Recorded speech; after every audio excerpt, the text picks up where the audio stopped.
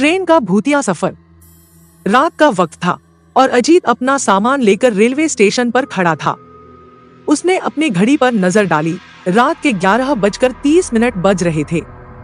वह जिस ट्रेन का इंतजार कर रहा था वह रात 12 बजे आने वाली थी। स्टेशन पर सन्नाटा पसरा हुआ था। इक्का दुक्का लोग ही दिख रहे थे और ठंडी हवाएं मानो कोई रहस्यमय कहानी बयां कर रही थी। अजीत को ट्रेन से यात्रा करने का शौक था, लेकिन आज का सफर कुछ अलग था। वह जिस ट्रेन से सफर करने जा रहा था उसकी कहानी बेहद भयानक थी। लोगों का कहना था कि ये ट्रेन भूतिया थी।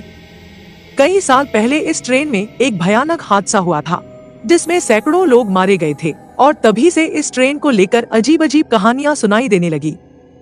लेकिन अजीत को इन बातों पर यकीन नहीं था। वह एक पत्रकार था और उसने ठान लिया था कि वह इस ट्रेन की सच्चाई का पता लगाएगा। रात के ठीक 12 बजे ट्रेन स्टेशन पर आकर रुकी। अजीत ने देखा कि ट्रेन के डिब्बे पुराने और जर्जर थे, मानो उन्हें वर्षों से ठीक नहीं किया गया हो। लेकिन उसके साहस ने उसे डिब्बे में चढ़ने से नहीं रोका।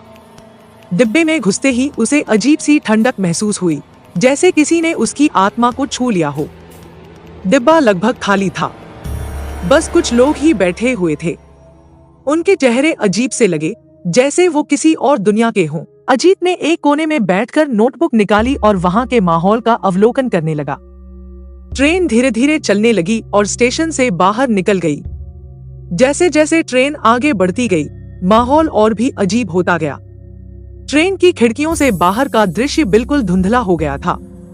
दूर दूर तक सिर्फ अंधेरा था। अचानक अजीत को एक धीमी आवाज सुनाई दी। पहले तो उसने सोचा कि यह उसकी कल्पना होगी, लेकिन धीरे धीरे वह आवाज तेज होती गई। वह ध्यान से सुनने लगा। यह आवाज किसी महिला के रोने की थी। अजीत ने इधर उधर देखा, लेकिन उसे कोई महिला नजर नहीं आई। उसके दिल की धड़कनें तेज होने लगी। वह उठकर ट्रेन के दूसरे डिब्बे की तरफ बढ़ा। जैसे ही वह दरवाजे के पास पहुंचा, दरवाजा खुद ब खुद खुल गया। सामने का डिब्बा पूरी तरह खाली था, लेकिन एक कोने में एक सफेद साड़ी पहने महिला बैठी हुई थी। उसकी पीठ अजीत की तरफ थी और वह धीरे धीरे रो रही थी। अजीत ने हिम्मत जुटाकर पूछा, आप कौन हैं? क्या आपको कोई मदद चाहिए? महिला ने कोई जवाब नहीं दिया, बस रोती रही। अजीत ने एक कदम और आगे बढ़ाया, तभी ट्रेन अचानक झटके से रुक गई। चारों तरफ सन्नाटा छा गया। अजीत ने खिड़की से बाहर देखा। ट्रेन कहीं जंगल के बीचों बीच खड़ी थी। चारों ओर घना अंधेरा और पेड़ों की परछाइयां थी, जो किसी भूतिया कहानी जैसा माहौल बना रही थी। अजीत का दिल अब तेजी से धड़कने लगा था। उसने फिर से उस महिला की तरफ देखा, लेकिन अब वह वहां नहीं थी। उसका शरीर कांपने लगा। वह समझ नहीं पा रहा था कि यह सब क्या हो रहा है। उसने पीछे मुड़कर देखा कि जिस डिब्बे से वह आया था उसमें बैठे सभी लोग गायब थे। अजीत को अब डर का एहसास होने लगा था। वह वापस अपने डिब्बे की ओर भागा। तभी उसे एक भयानक चीख सुनाई दी। यह चीख किसी इंसान की नहीं, बल्कि किसी भूतिया आत्मा की लग रही थी। अजीत ने अपने कदम तेज कर दिए, लेकिन डिब्बे के दरवाजे बंद हो चुके थे। अब उसे अपनी जान का खतरा महसूस होने लगा था। अचानक ट्रेन फिर से चलने लगी, लेकिन इस बार उसकी रफ्तार बेहद तेज थी। अजीत ने खिड़की से बाहर देखा। ट्रेन किसी अजीबोगरीब दुनिया में दौड़ रही थी।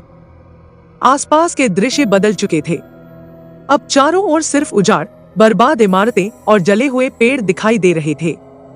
अजीत की समझ में नहीं आ रहा था कि वह कहां जा रहा है और यह सब कैसे हो रहा है। ट्रेन की रफ्तार बढ़ती गई और उसके साथ साथ अजीत का डर भी। तभी उसे फिर से उस महिला की आवाज सुनाई दी। वह उसे पुकार रही थी। अजीत ने उसकी आवाज का पीछा किया और ट्रेन के आखिरी डिब्बे तक पहुंच गया।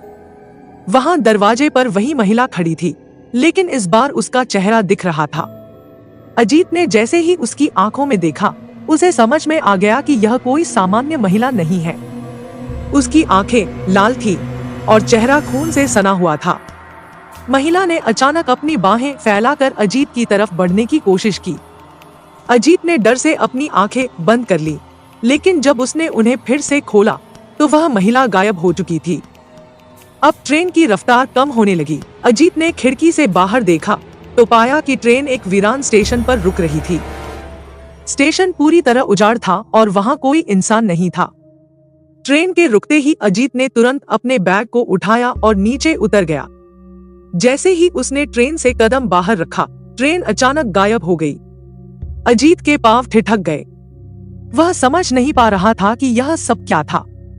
स्टेशन पर सिर्फ सन्नाटा था और दूर से आती हुई हवा की आवाज। उसने अपनी घड़ी देखी, सुबह के 4 बजे थे। उसे यकीन नहीं हो रहा था कि वह किस रहस्यमय सफर से गुजर चुका है। अजीत ने वापस स्टेशन से बाहर निकलने का फैसला किया, लेकिन उसके मन में उस भूतिया ट्रेन की कहानी हमेशा के लिए रह गई।